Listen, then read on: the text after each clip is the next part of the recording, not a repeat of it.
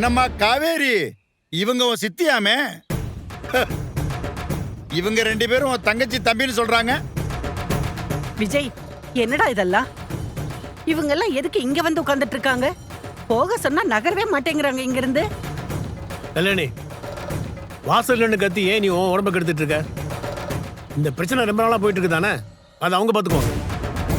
மாப்பிள்ள, நீங்க உள்ள போங்க. நீ உள்ள போ. என்ன அதாவது? எதுக்கு இங்க வந்தீங்க? ஏய், நீ என்னடி பக்குவமா கேட்டுட்டு இருக்க? முதல்ல நீ என் வீட்டுக்கு வந்து நின்ன, துரத்து விட்டேன். வெக்கமே இல்லாம இப்ப இங்க வந்து நிக்கிற. நீங்க போ சொன்னா நாங்க போயிடுவோமா?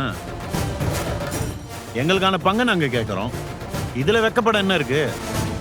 நீங்க தான் வெக்கப்படணும். கொடுக்கறாங்க பங்கு.